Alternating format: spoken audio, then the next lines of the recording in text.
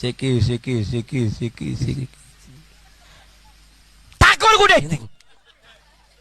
కుట్టేసేటప్పటికి అది ఏం కుట్టిందో తెలీదు. ఆ కుండ తగిలిచ్చేసి నుచ్చుని దిగాడు. కత్తులు కుండలో సైకిల్ పడేసి పరిగెత్తుకెళ్ళిపోతున్నాడండి అక్కడికి. డాక్టర్ గారి దగ్గరికి వెళ్ళిపోయాడు. అక్కడ తిప్పుతున్నాడంట. బాబాయ్ డాక్టర్ గారు, బాబాయ్ ఏటా బాబాయ్, ఏటా బాబాయ్, లేంపై కొట్టేస్తాను మన అన్నాడు. ఏటి చెప్పారు? ఏ కొడదామో బాబు, తేలి కుట్టేసిందండి. నేను మందు ఇస్తాను, అది ఎక్కడ కుట్టిందో అక్కడ రాయమన్నాడంట. ఈఆర్కి ఇచ్చాడు. ఈడేం చేసాడు మా మాయ, అంత బాధలో ఉన్నాడా, అంత ఫోటో వచ్చేస్తుందా, మళ్ళీ తాడి చెట్టుకి వెళ్ళి తాడి చెట్టుకి నుచ్చినేసి మళ్ళీ పైకి వెళ్ళిపోయి ఆ కమ్మకి రాసేస్తున్నాడంట. ఏది మందు మళ్ళీ రాసేసి మళ్ళీ దిగేసి బాబా ఏట్రా మీరు రాయమన్నారు, రాశాను, తగ్గలేదేంటి బాబా? తగ్గలేదా? ఎంతో మంది తగ్గిపోయిందిరా, నీకు తగ్గలేదట. మీ ఇంతకు ఎక్కడ రాసేవారు అన్నాడు. కమ్మకి రాసేసాను అన్నాడట. చూస్తున్నా నా చెల్లెలకు తమ్ముళ్లకు క్రీస్తునామ వందనాలు. పిల్లరా, మీరు ఇలాంటి వాక్యాలు చూసి ఇలాంటి వీడియోలు చూసి మీరు విశ్వాసంగా బలపడాలని నా ఆశ. మీ కొరకు నేను ఎప్పుడు ప్రార్థిస్తూ ఉన్నాను పిల్లరా. మరి ఈ లోకంలో ఈరోజు క్రైస్తవ బోధలు ఎలా ఉన్నాయంటే, క్రైస్తవ సేవకులు ఎలా చెప్తున్నారంటే మనుషులను మెప్పించే వాక్యాలు చెప్తున్నారు, మనుషులను నవ్వించి మనుషుల్లో గొప్ప పేరు సంపాదించుకోవాలని చెప్తున్నారు తప్ప వాక్యాలు దేవునికి నచ్చేటట్లుగా ఏమాత్రం కూడా వాక్యాలు లేవు పిల్లరా.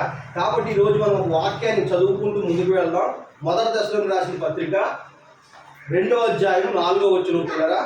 మనం చూస్తున్న ఈ వీడియో, మీరు చూస్తున్న వీడియో, నేను చెప్పిన వాక్యం చెప్పిన తర్వాత మరెన్నో అద్భుతమైన వీడియోలు వెనకాల పెట్టడం జరుగుతుంది. కాబట్టి మీరు వాక్యాన్ని ఫస్ట్ నుంచి లాస్ట్ వరకు కూడా చూడాలి. దశలో రాసిన మొదటి పత్రిక మరి 2వ అధ్యాయం 4వ వచనం ఒకసారి చూసినట్లయితే,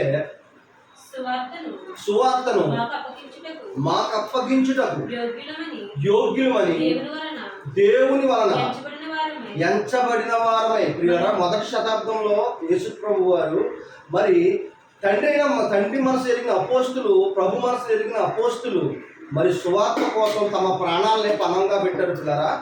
మరి సువార్త పరిచర్య కోసం ఎన్నో కష్టాలు, కన్నీళ్లు అనుభవించారు, కన్నీళ్లు దిగమింగారు పిల్లరా. మరి సువార్త పల్లెకి పట్టణానికి చేర్చారు, అంత గొప్పగా పరిచర్య చేశారు. వారు మాట్లాడుతుంటే పిల్లరా నిజంగా అనేక మంది హృదయాలు కదిలించబడేవి, అనేక మంది మారు మనసు పొందేవారు. పాపం చేసిన వారికి బాధ కలిగేది, వెంటనే మారు మనసు పొందేవారు అనేక మంది పిల్లరా. కానీ ఇప్పుడు చేస్తున్న సేవకులు చేస్తున్న పరిచర్య వాక్యం అలా లేదు. మనుషుల్ని కవ్విస్తూ నవ్విస్తూ మరి ఎంజాయ్ చేస్తున్నట్టుగా కనిపిస్తుంది పిల్లరా.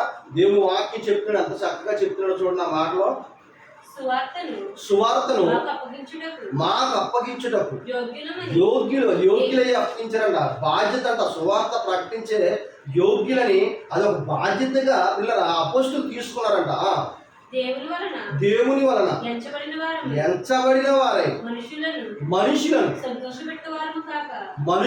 సంతోషపెట్టువారు కాక మన హృదయములను పరీక్షించు దేవుడు. వాక్యం మన హృదయంలోకి వెళ్తే వాక్యం పిల్లరా హృదయాన్ని పరీక్షించదే.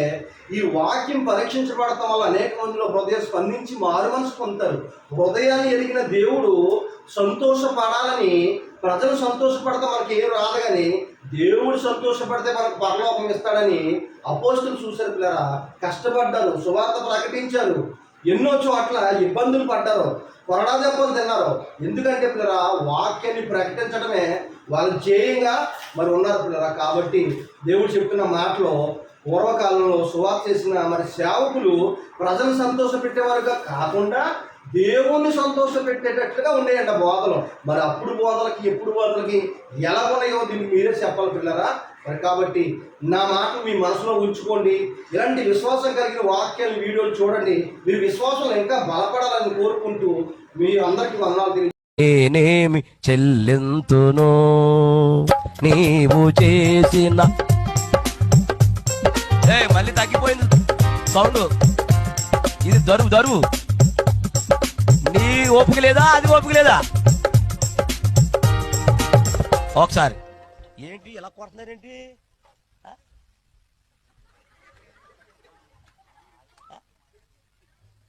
ఆవిడ బొత్తిగా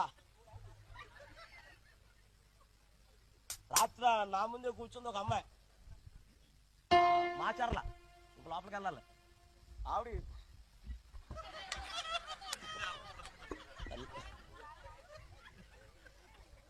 నాకేస్తుంది పొగ.